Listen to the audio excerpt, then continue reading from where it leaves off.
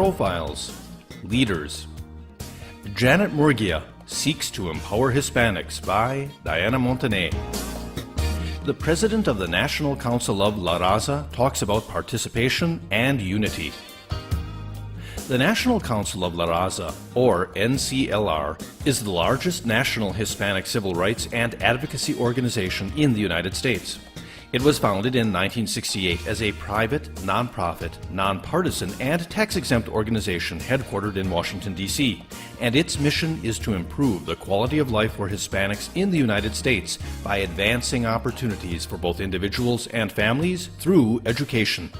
At 43, Janet Murguia, former board member and now president of NCLR, is a formidable force for Latinos at the national level, having been a D.C. insider throughout her career, which she began as legislative counsel to former Kansas Congressman Jim Slattery.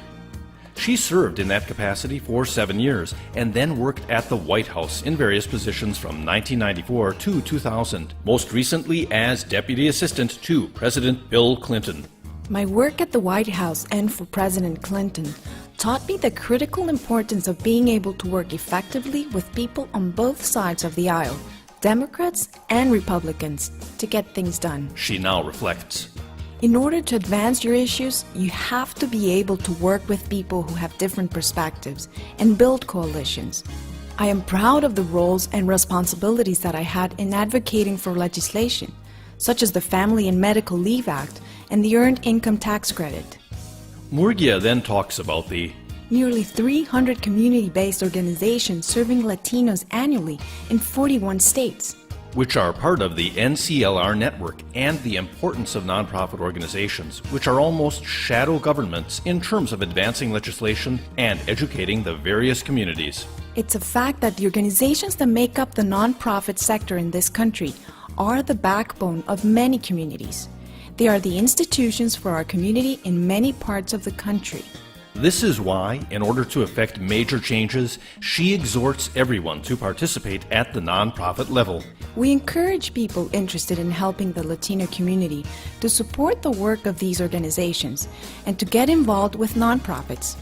While not often financially rewarding, it is the most rewarding and satisfying work many of us will ever do. So far, she hasn't had a chance to visit the South Florida migrant community of Homestead, she said. But I will shortly, since it is the home of one of our largest and most respected affiliates, the Coalition of Florida Farm Worker Organizations, CAFO. When we point out that many of the students in that community have graduated with honors and received scholarships from prestigious universities around the country, countering whatever bad press there might be about immigration reforms, the president of NCLR says, I agree that more should be known about the success stories in Homestead and other areas. In fact, it is one of my goals as president and CEO to do a better job of telling CAFO's story, as well as those of our other nearly 300 affiliates throughout the United States. This year, Janet appeared on Larry King Live, along with Univision news anchor Jorge Ramos, CNN anchor Lou Dobbs, and Republican Congressman Dana Rohrabacher from California, among others, where she addressed this very issue. From a transcript of the program, we extracted the following. Congressman Rohrabacher: we have a limited amount of money in this country for education. We have a limited amount of money for health care. It should be going to American citizens. Janet Murguia: she had said this previously, but Rohrabacher bypassed her statement. Congressman, you say these folks are a drag on our system. These kids beat the odds. They graduate from high school. All they want to do is contribute to this country, and you want to take that opportunity away from them when all they've done is manage to beat the system and succeed.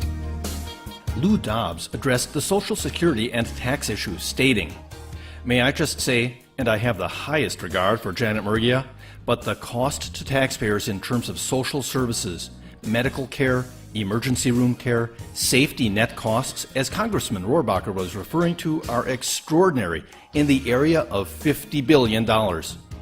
On that occasion, Janet Murguia replied as follows. We have a record both with IRS, through the taxpayer numbers, of money over the tune of $300 million in taxes that was last recorded in 2001. We also note from the Social Security Administration that at least $515 billion are paid into the suspension file, which means that they are benefits that are never claimed from the money that is going into the system as a result of these folks' contributions. They are paying taxes, they are doing important work, they are making important contributions, and we need to figure out a way to regulate this in a practical way. Janet Murguia rebutted Dobbs' comment at the time and backs her rebuttal with facts and figures, which she didn't get the opportunity to do on the air. To answer Lou Dobbs, the figure I cited was obtained directly from the Social Security Administration itself, which states very clearly that there is more than $500 billion in its suspension file. That is, monies that are unclaimed, that they believe were contributed for the most part by undocumented workers. We wanted to ask her about the sentiments of not only Americans, but of other Hispanics about the street demonstrations. Our question: some of the viewing public, including other Hispanics, were concerned about the burning of American flags during the recent wave of immigration demonstrations. What would you say to that? It is a profound disservice to the millions of people in more than 130 cities who marched peacefully, respectfully, and with great dignity, to focus on one minor incident. The American flag was everywhere at these events, being waved proudly and enthusiastically by the marchers, and the stupid action of one person should neither diminish nor tarnish what millions of others believe and have accomplished. The overwhelming sea of red, white, and blue indicates that immigrants and their supporters want very much to be part of the American fabric. When we spoke, Janet Murguia had just returned from the annual conference of the NCLR in Los Angeles.